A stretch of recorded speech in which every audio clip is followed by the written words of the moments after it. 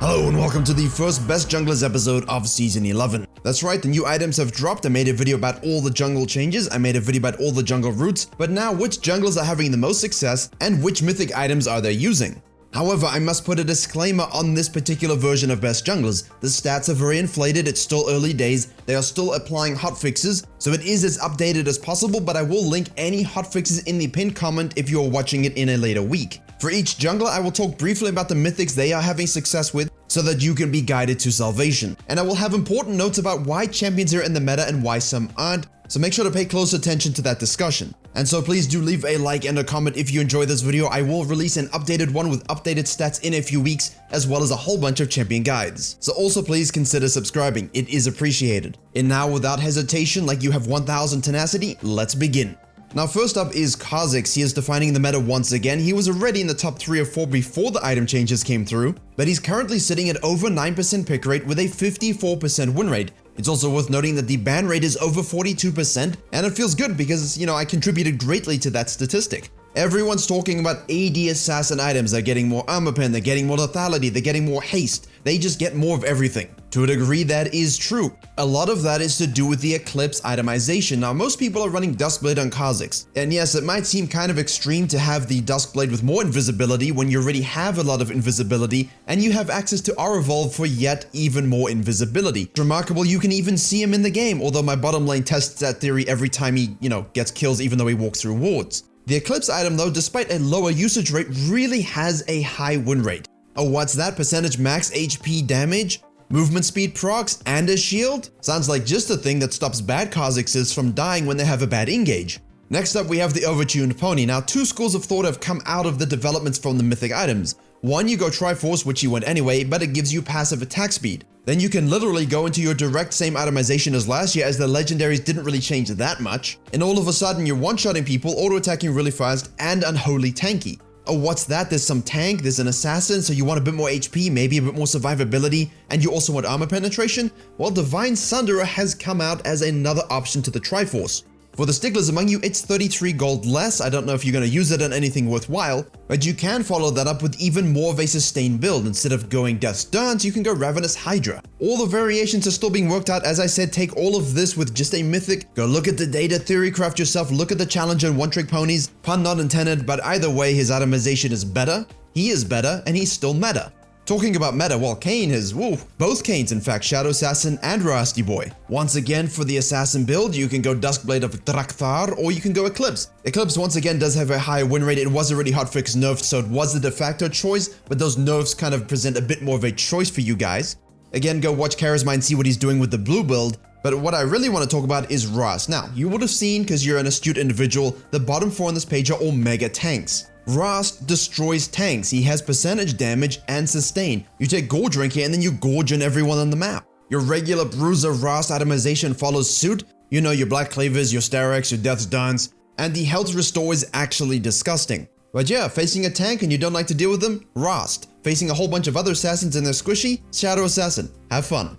Not much to say about Graves, he's still doing what he does. His win rate isn't particularly great, but because of the nature of the champion and the nature of the jungle meta still being kinda similar, he is able to do well as a ranged jungler, and you can insert, oh, he's also a tank memes right here. The win rate suggests Eclipse is his best first item into lethality. You can of course go the Collector and a bit more crit.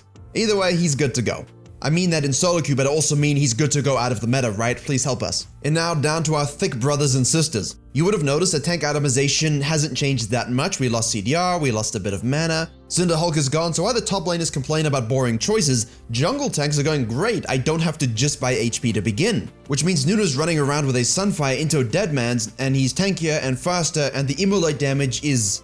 yeah, it's a lot. All of a sudden, Spirit Visage also amps your healing and shielding, so what happens when a full tank Nunu queues to sustain and then ults? Go and have some fun, patrol the rivers, control team fights, maybe ban Kayn. And on a side note, as we get into Ramus, who is also of course running the Sunfire Aegis, except he rolls right into a Thornmail, it's worth noting that when you have a lot of assassins killing other squishy targets on your team, the one thing that helps against them are tanks. They have CC, they have sustainability, and they can peel. Heavy damage metas are often met with some sort of tank resistance in order to keep people alive. So if you're playing Samira and you get Ramus, honestly, no one has any sympathy for you. That champion is absolutely ridiculous. But Amumu is where things get a little bit interesting. Yes, you still go into that Sunfire. I will talk about the other two tank itemizations a bit later in the video with the relevant champions. But after the Sunfire, instead of going classical tank items, you go into that brand new beautiful item, Demonic Embrace. When you outfit that with other tank items, you just become this really strong drain tank. And it's worth noting to, sort of synergize with this, you don't have to go Aftershock, you can also go Conqueror. And then the healing becomes a little bit ridiculous.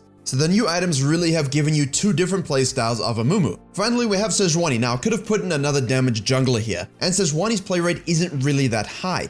However, that 55% win rate really isn't a joke, and the nice thing about her and these 4 tanks in particular, and the reason why they're doing so well, is they all bring something a little bit different. For Sejuani, it's really that you go Sunfire, and as always you go that Warmark secondary, but now you can flex into that Stone Plate and it gives you an absolutely gigantic shield. Where resistances might have been removed a little bit in certain items, it doesn't affect Sejuani because of her passive. The fact that she has about 18 years of CC rivaled only by Ornn means that when you have these assassins running around killing your ADCs, learn to peel, chain CC everyone, become the unkillable queen of the jungle. And the jungler that would take that statement personally would be Elise, who tops us on the A tier page. She's not exactly dominating the win rates like those on the S tier page, but the Night Harvester mythic, coupled with the reduced cost of Zhonya's, as well as the 1250 cost of Blighting Jewel giving easy percentage penetration, and therefore Elise is finding success maintaining early game control and controlling the map before they enter the late game 5v5 sad time tank fights. On the other hand, you've got the AD assassins having good success, so is Evelyn. Tanks are kind of difficult to deal with, but again, I talked about that magic penetration being easily available. Adding in her E does percentage max HP damage, her ult has a missing damage amplifier, and the fact that she's having success with 3 mythic items. The best ones are still Night Harvester and Luden's Echo. I prefer the upfront penetration, especially against strong tanks in the early game, as well as the ability to farm very quickly. Luden's really is the better version of Runic Echoes.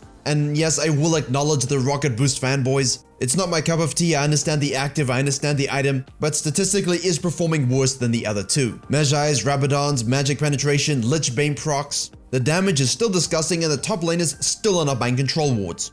I heard you like lockdown ultimates for those ADCs, for the Kha'zixes. I heard you like to farm pretty quickly. You like to also solo dragons early, and you like having mythic item diversity. The Tank Buster Vi has a very good win rate. That attack speed passive on the Trinity Force, coupled with things like Eclipse, Divine Sunderer even, maybe even a Cinderhulk if you're going full tank, all choices are yours. Just make sure you are ulting the right target and good things will come to you. Where there's a Sunfire meta, there's a Zachary. Where there's a Spirit Visage buff, there is going to be one as well. Good old tank, lots of damage with the Sunfire. The other two really don't make sense in him whatsoever.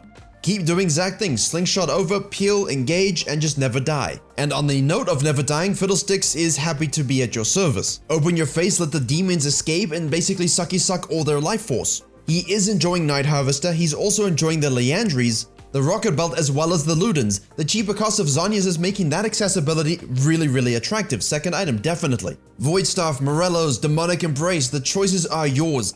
It's really nice when you have multiple choices within the mythic itemization. Don't forget to choose which passive you want, whether it's haste or penetration. Do you want to suck harder or do you want to suck more often?